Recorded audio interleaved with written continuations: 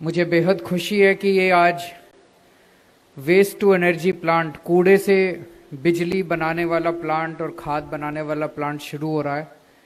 और इस मंडी में जितना भी डेली बेसिस पे कूड़ा जनरेट होगा, वो सारे कूड़े से रोज बिजली बनाई जाएगी। दिल्ली देश की राजधानी है।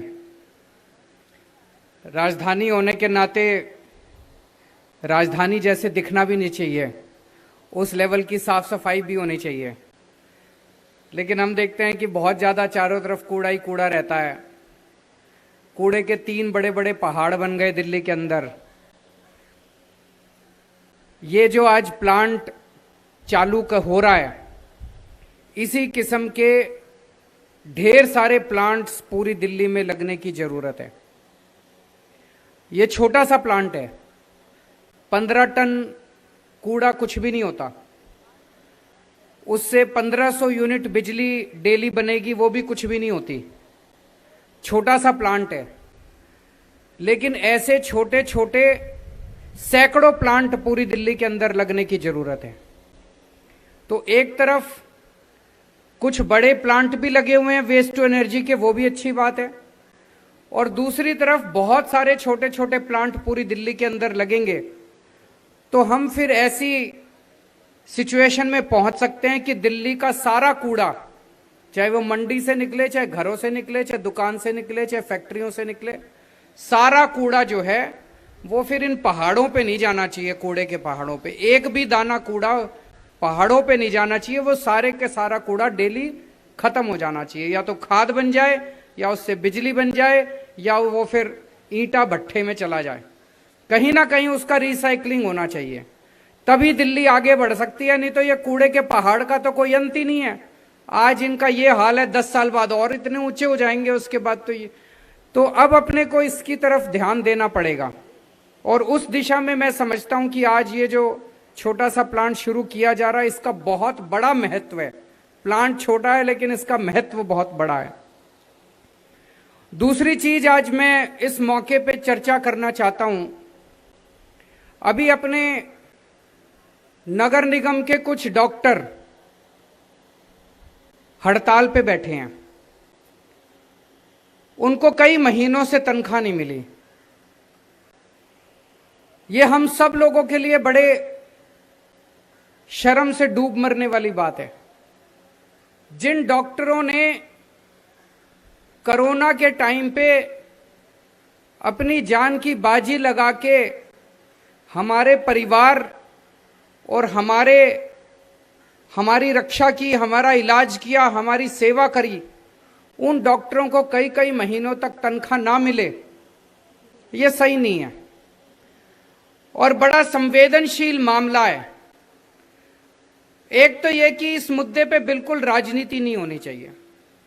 किसी को कोई राजनीति इस मुद्दे पे नहीं करनी चाहिए। सबका प्रयास ये होना चाहिए कि उनको उनकी तनख्वाह कैसे दिलवाई जाए। इस पूरे मामले को मैंने समझने की कोशिश करी। एक तो ये पिछले कई सालों से हम देख रहे हैं कि नगर निगम में बार बार तनख्वाह देने के लाले पड़ जाते हैं। तनख्वाह, कभी सफाई कर्मचारियों की तनख्वाह नहीं मिली, कभी टीचरों की तनख्वाह नहीं मिली, कभी डॉक्टरों की तनख्वाह नहीं मिली। तो नगर निगम के अंदर ऐसे पैसे की इतनी कमी क्यों हो रही है, ये सोचने वाली बात है। इतनी पैसे की कमी क्यों हो रही है? कुछ लोग कह रहे हैं कि दिल्ली सरकार ने पैसा नहीं दिया।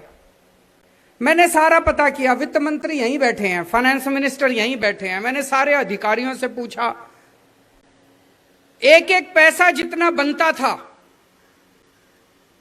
संविधान के अंदर, कानून के अंदर साफ साफ लिखा है।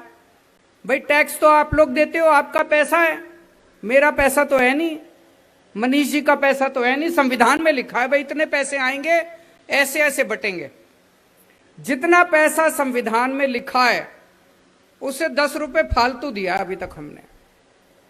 2013 में, 2014 में, हमारी सरकार तो 2015 में आई थी। 2013 में कांग्रेस की सरकार थी। 2014 में राष्ट्रपति शासन था, बीजेपी की सरकार थी। उन दिनों में जितने पैसे देते थे नगर निगमों को, हम लोगों ने उससे दुगने तिगुने पैसे देने शुरू कर दिए नगर निगमों को। तो वो पैसे कहां गए? 2013 2014 के बाद नई भर्तियां तो हुई नहीं एमसीडी के अंदर, कोई कर्मचारियों की तनख्वाह भी नहीं बढ़ी दुगनी तिगुनी। तो अगर हमने पैसे दुगने तिगुने देने चालू कर दिए तो नगर निगम में पैसे जा कहां रहे हैं? सफाई कर्मचारियों की तनख्वाह क्यों नहीं मिल पा रही? डॉक्टरों की तनख्वाह क्यों नहीं मिल पा रही? टीचरों की तनख्वाह क्यों नहीं मिल पा रही? सोचने वाली बात है। तो दिल्ली सरकार का जितना पैसा बनता था उतना एक एक पैसा दे दिया उल्टे। अभी हमने पिछले 3-4 दिन से, जब से ये सारा मुद्दा चल रहा है, मैंने सारा पता कराया, हमने इतना ज्यादा पैसा लोन के रूप में दे रखा है कि नगर निगमों को दिल्ली सरकार का 3800 करोड़ रुपया, 3800 करोड़ रुपया वापस करना है लोन का।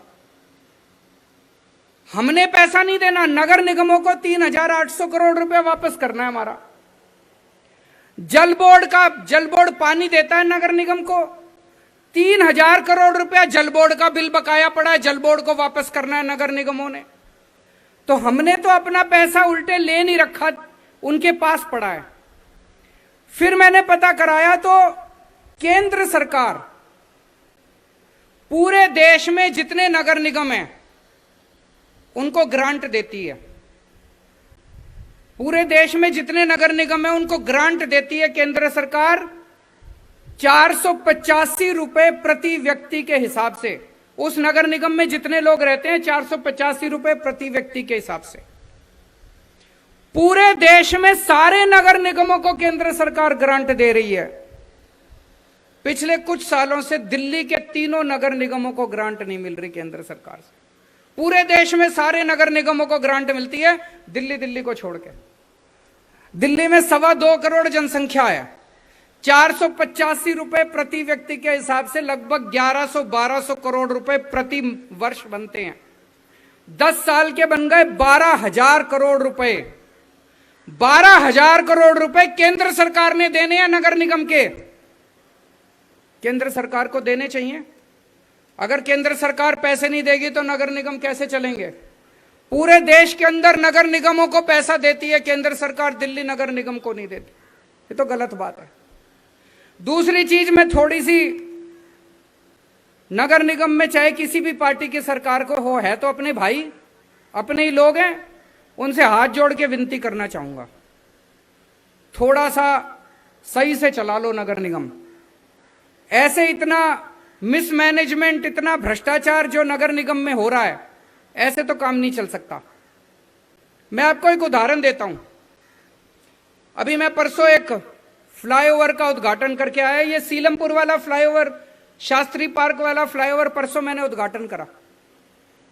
भाई साहब, 303 करोड़ रुपए का बनना था, हमने 250 करोड़ रुपए में पूरा कर दिया। 53 करोड़ रुपए बचा लिए एक फ्लाईओवर में। और अभी तक 6 साल में जितने फ्लाईओवर बने हैं दिल्ली में, हर एक में पैसा बचाया। किसी में 100 करोड़ बचाए, किसी में 125 करोड़ बचाए, किसी में 75 करोड़ बचाए, किसी में 50 करोड़ बचाए। हर फ्लाईओवर में पैसे बचाए और 1.5 साल में पूरा कर दिया भाई साहब फ्लाईओवर। और दूसरा फ्लाईओवर एक है रानी झांसी फ्लाईओवर, वो नगर निगम ने बनाया था। 2006 में चालू हुआ था, 2010 में बन के तैयार होना था। 2010 में की बजाय 2018 में जाके बन के तैयार हुआ। 14 साल लगा दिए एक फ्लाईओवर बनाने में, 14 साल। और हमने बना दिया 1.5 साल में फ्लाईओवर, उससे डबल गुना बड़ा।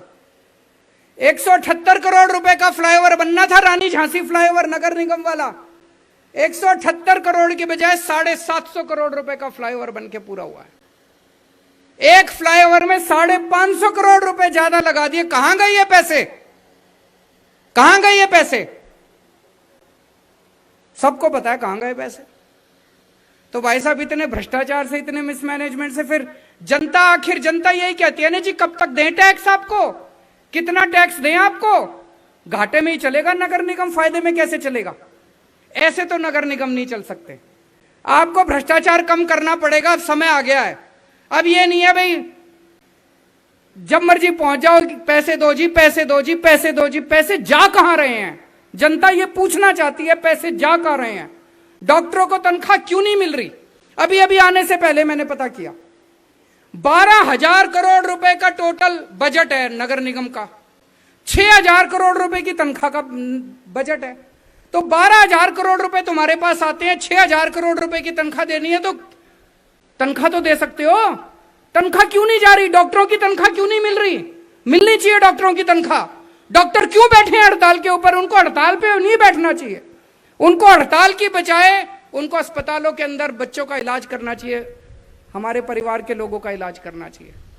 तो मुझे बहुत दुख हो रहा है आज की डॉक्टरों को इस तरह से हड़ताल के ऊपर बैठना पड़ रहा है।